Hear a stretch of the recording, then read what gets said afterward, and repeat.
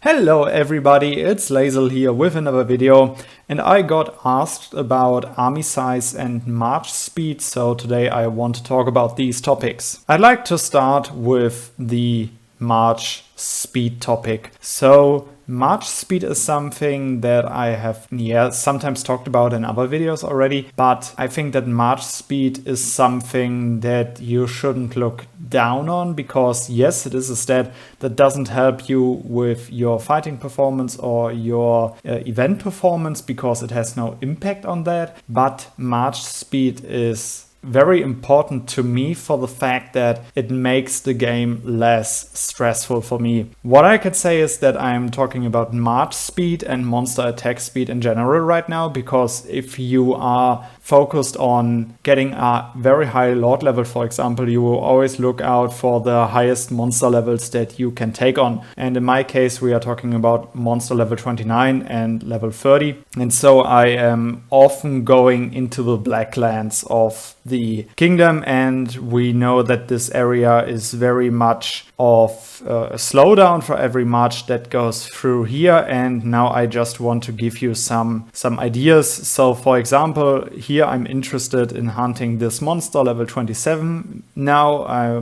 but I need a fixed point to run to. And now with my current full march speed and full monster attack speed, when I send my monster march, which also includes mages, so the slowest unit that I will have, that you have from tier 10 on, it would take me 4 minutes and 39 seconds. What I want to show you now is like I will unequip my Excalibur that gives me 22% of march speed. We will just switch this out. And now with the missing 22% of march speed, I will show you how long it would take me to get to this monster. So now we are already talking about 5 minutes and 9 seconds. And now I will unequip my boots of speed also, which have march speed by 15% and monster attack speed by 29%. So let's take this one. And now let's check again how much of a time difference that does make.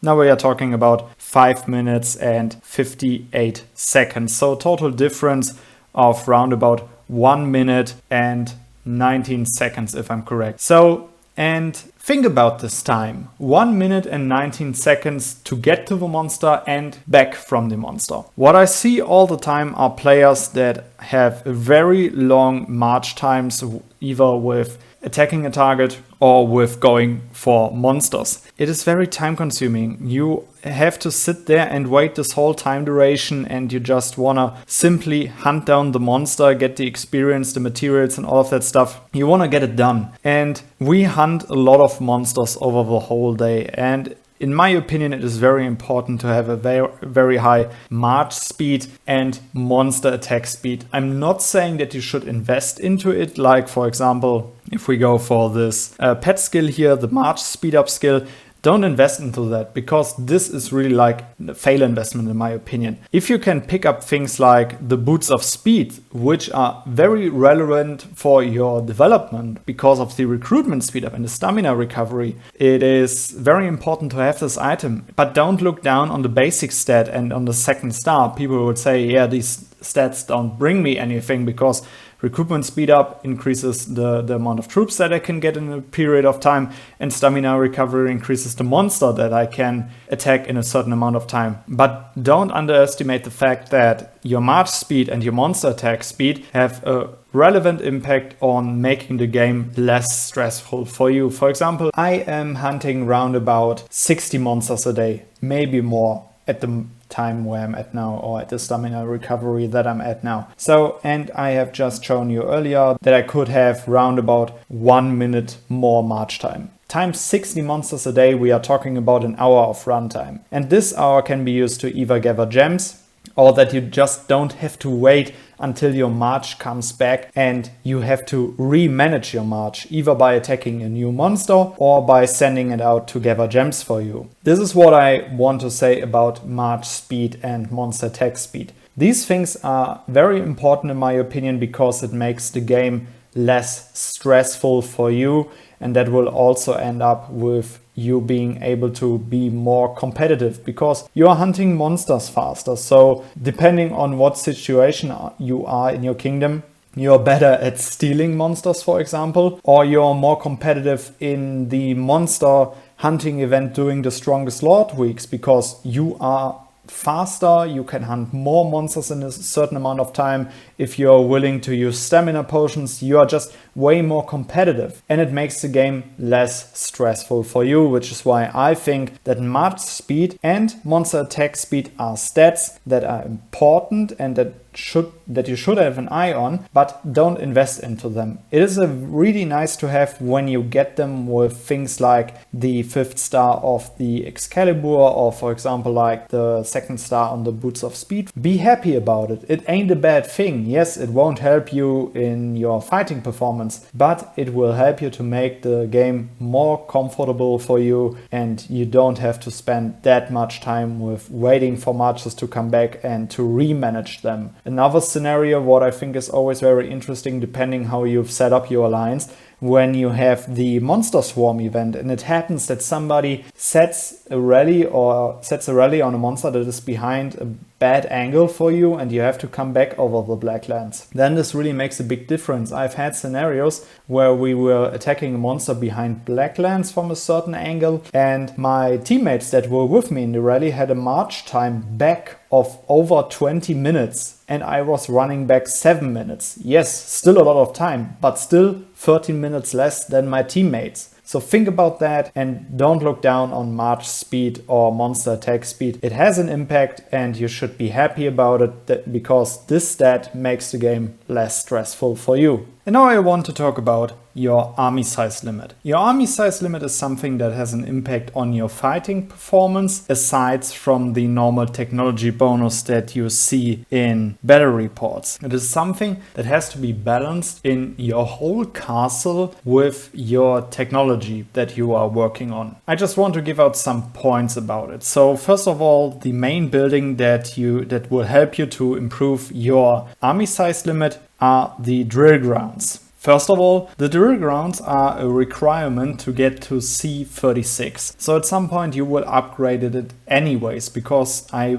am pretty sure that the drill grounds is a building requirement for a lot of different castle upgrades.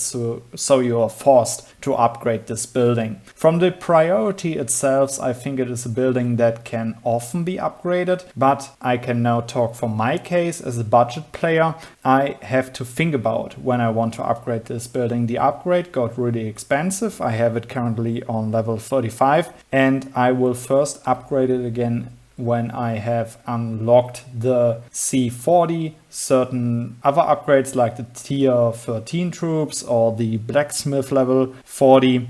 So it's still a very long way for me, and this is one of the things that I personally think should be taken into consideration. Always think about, okay, when will I reach the next step that I can work on my drill grounds? How long does it take me to get there? And how can I else work on my army size limit? So for my case now, I know that I'm still months away from upgrading my drill grounds because I stick to my building plan and will focus the level 40 blacksmith and my tier 13 troops and probably also some mystic technology over my drill ground. So I know it's still months away from me, and I try to compensate that by working on the force expansion. As I've said earlier, your army size limit has an impact on your fighting performance, either solo or team attacks. It has an impact on that, how you perform in those reports, but it is something that aligns with your technology bonus itself, but you always have to balance that. So I know, okay, I won't be working on my army size limit for a pretty long time, so I'm trying to compensate that with upgrading my force expansion. If you are at the point that you know, okay, I have to do like 2 to 3 drill grounds upgrades in the next few months or weeks, then you can easily say, okay, I might be working on something else, like let's say the attack expert or the anti-infantry skills, some other military stuff that will help you with the technology bonus. So all in all, it's always about when do you see your next drill grounds upgrade coming,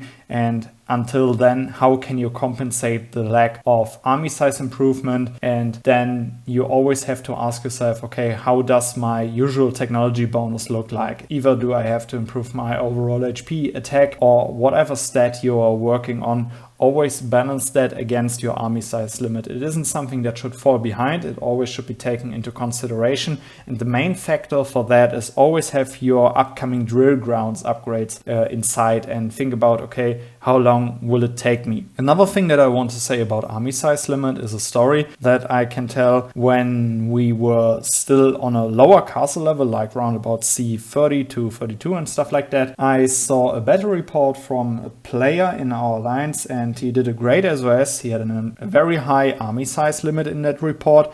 And so I asked him, yeah, okay, I've checked your report. I saw that your frontline HP is very low. He was playing with infantry. Why is that so? And he told me after some chatting that he was using the Templar crown to have this very high army size limit. And I said, yes, okay, valuable information, but don't you think that going for the Crown of Praise, that on orange quality will give you 38% more frontline HP, would have a bigger impact than 3k of more troops that you are sending? Always ask yourself, how do I balance my technology and my army size limit? And I personally think that if your frontline, for example, is infantry and you go for the Templar crown to boost your army size limit, then you are not balancing anything, because then you're going full for army size limit, and that will definitely decrease your overall performance, because I think that 38% in the best case scenario here, orange quality, HP bonus is way more valuable than 3k of army size limit. In this situation, for example, I would have recommended my ally, yeah, better go for the Crown of Praise and increase your frontline HP, and try to compensate the lack of army size limit by working on the force expansion. Army size limit is very important, and you need to have an eye on it, because it is very valuable for solo and team players. But don't overweight it to your usual technology bonuses that you are also working on. Always have an eye on that. Okay guys, these were my 2 cents about march speed and army size limit. I hope that this video helped you out, and see you in the next one. Goodbye guys.